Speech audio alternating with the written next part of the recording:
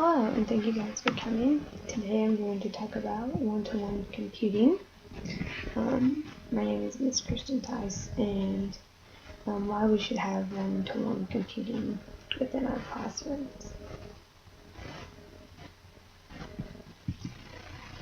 One-to-one computing, what is it? It's where every child has their own computing device with them, like in the classroom, instead of having to use something from the school, you just use the students will each have their own. And there are many advantages to one-to-one computing, and there are a few disadvantages also. Some of the advantages are it complements project-based learning, meaning more research-based on projects like in the classroom, like you can do more activities for research or just do research papers and stuff like that.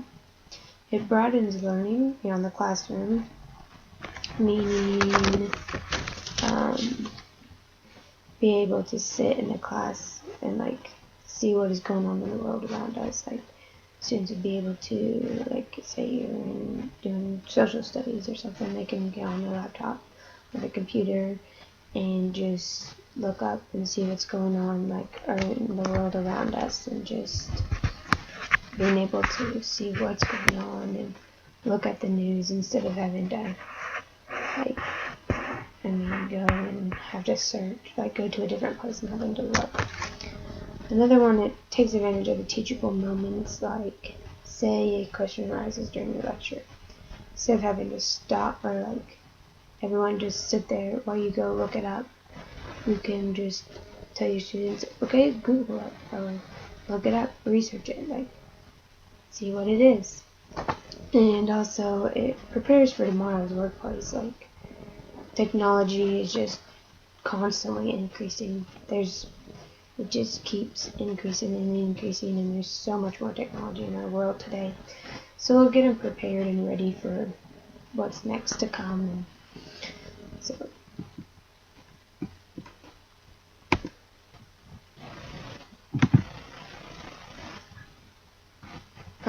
A disadvantage, or a few of the disadvantages are, it can distract from learning. Students might not pay attention, they might be too focused on what's going on their screen, or maybe someone in front of them has something on their screen, they might be focused on what's going on there. So it could distract from learning, but you could just tell your students, hey, can everybody please put down their lids on their laptop or tablet, or put it in your desk and just put it to the side so you're not distracted from it. Another one would be a lack of student and teacher training. Maybe the teachers don't know how to use it, or maybe they don't know good programs to use on them for using them for teaching. Or maybe students don't know how to use them. But through certain companies, there are some places that they'll bring someone in for a day, and you choose when you want it, and they'll teach you the basics, how to use it and stuff like that. And they can also give you ideas on education programs and stuff like that. And it just there's all kinds of ways to use them. And I think once the teachers and students use them more, they'll get more used to them, and they'll as time goes on, they'll probably every day figure out something new that, oh, look, we can do this, or oh, we can do that. So it just varies and stuff like that. So then it could be very helpful in secondary education, especially because you're not always in the same room. So if the students have to move to a different room, instead of going from one computer to the next to a different computer, or maybe they need to use a computer in this class, they'll always have it right there with them. So say they have a study time, they can have their homework from another class with them right there, instead of having to go to a computer lab and work on it, or something like that. So it's very helpful to have. And like also in secondary education, you take a lot more notes. Like it's just, you just take a lot more notes because you have more tests and stuff like that. And so instead of having to like the teacher waiting for everybody to write their notes, you can just type them on your computer right there. And then also, like, some people have troubles even reading their own handwriting because it's not very neat. So instead of having to worry about like, oh, what did the teacher say here? I can't read what they said. You can just type it up and then it's ready to go.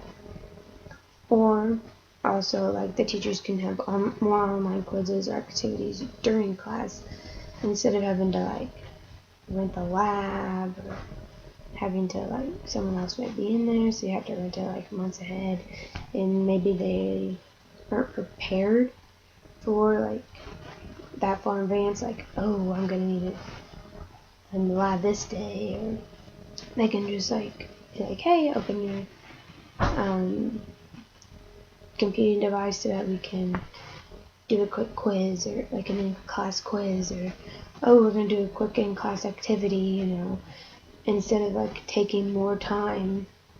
And like, because like, I mean, some classes only have an hour, so instead of wasting that time of having to gather all of your kids up, walk down to the library or to the computer lab or to wherever you're going to use the computer, you can just stay there where you are and just